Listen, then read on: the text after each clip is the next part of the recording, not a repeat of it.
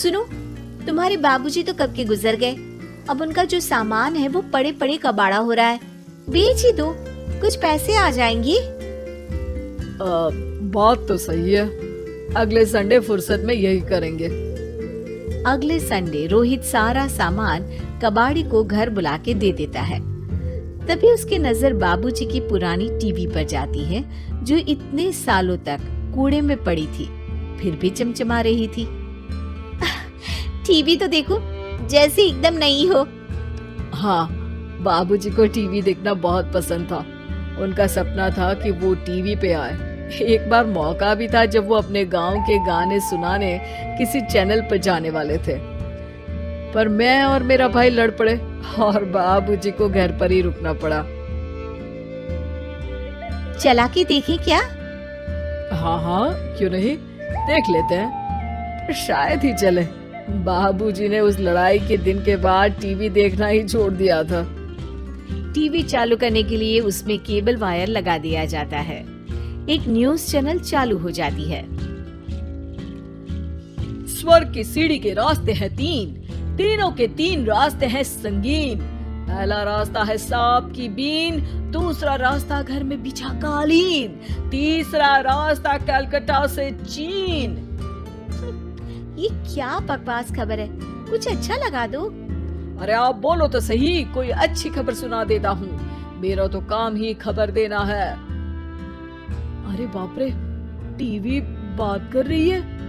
हाँ, ये न्यूज वाला मुझसे। हाँ, आपसे ही तो बात करूंगा ना, आपके घर में हूँ तो। अरे ये सपना है क्या? तुम हमसे बात नहीं कर सकते?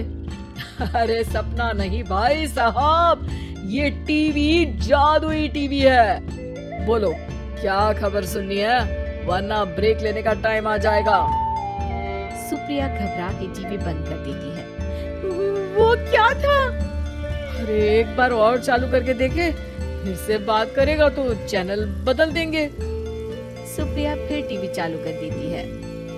अरे ऐसा कोई मुंह पे टीवी बंद करके जाता है क्या? मुझे बुरा लगा आपका नेचर। चाय पानी तो पूछो। सुप्रिया टीवी के बटन से चैनल बदल देती है। अब टीवी पर एक फिल्म चल रही है। अरे ये तो सूर्यवंशम है ना? हाँ, और ये ठाकुर को जहर की खीर दे दी और उसको पता भी नहीं है।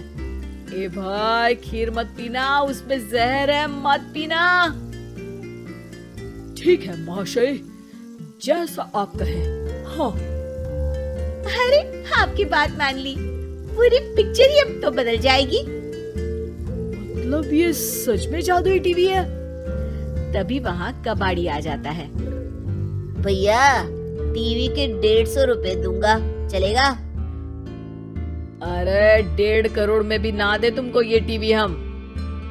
अरे 1.5 करोड़ खरीदने को होते तो तुम्हारे घर में ये पानी चाय नहीं पीता, अंबानी या टाटा के घर बैठा कोल्ड कॉफी पीता। रोहित कबाड़ी का हिसाब करके उसे वहाँ से चलता करता है और अपने भाई शशिकांत को फोन लगा के बुलाता है। शशि थोड़ी ही देर में वहाँ पहुँच जाता है। क्या हो गया भैया? अरे बाबूजी का टीवी याद है? हाँ, जिसमें घुसे रहते थे हमेशा वो, और अपने को कुछ नहीं देखने देते थे। अरे वो अब जादुई टीवी बन गया है। भैया, आपकी बकवास करने की आदत अब तक नहीं गई। अरे आपके घर में बच्चे हैं, अब तो बड़ों जैसी बात करो। रोहित जाके टीवी चालू कर देता है। टीवी पर एक जादू का शो हो रहा है जिसमें एक जादूगर है।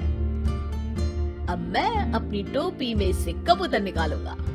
श्रिंग ब्रिंग शरिंग बम फोपा फुफी फुफा पाउ। टीवी से कबूतर निकलता है और शशिकांत के सर पर आकर बैठ जाता है। भैया, ये क्या हो रहा है? भैया इसे उड़ाओ। एक कबूतर, जा कबूतर, चल निकल। अब मैं टोपी में से सांप सुनते ही शशिकांत कांप जाता है और भाग के टीवी बंद कर देता है। भैया, सॉरी भैया, मैं समझ गया ये सच में जादुई टीवी है, पर एक बार और ट्राई करते हैं। पर भाभी, कोई दूसरा चैनल लगाओ जिसमें डर ना लगे। सुप्रिया टीवी चला देती है और न्यूज लगा देती है। अरे कितने दिनों बाद मुझे याद आया, बताइए क्या खबर सुनाओ। और ये नया आदमी कौन है? ये मेरा भाई है शशिकांत। ओह यस, वही है ना जिससे तुम लड़ लिए थे किसी बात पे और तुम्हारे बुढ़ाओ पिताजी गुस्सा हो गए थे और टीवी को संन्यास दे दिया था। हैं? तुमको कैसे पता ये सब?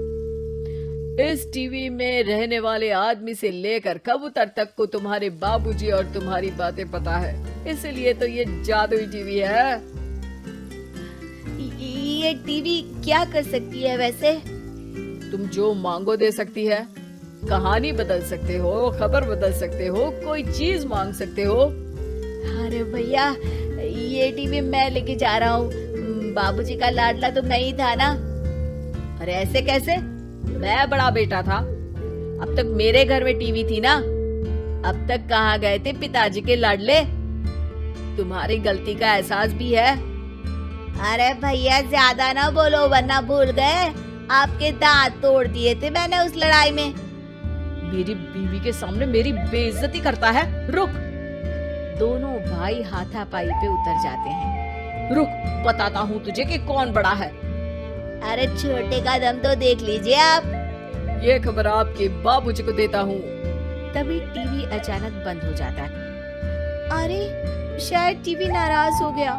और लड़ लो, आए बड़े खली बनने। टीवी से एक तेज रोशनी निकलती है और टीवी में बाबूजी दिखाई देते हैं। बाबूजी आप इतना चकरा क्यों रहा है? अपने बाप को नहीं पहचानता क्या? ये तो ऐसा ही है बाबूजी। प्रणाम बाबूजी।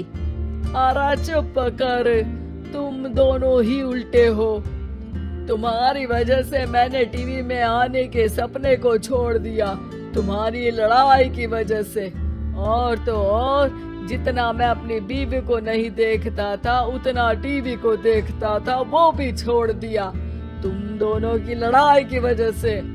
और अब मरने के बाद जब मैंने टीवी को जादुई टीवी बना दिया तो भी तुम इसका फल लेने की जगह लड़ रहे हो। अरे तुम तो लायक ही नहीं हो, अब तुमको बाबा जी का ठुल्लू भी नहीं मिलेगा। बाबूजी चले जाते हैं। टीवी बंद हो जाता है।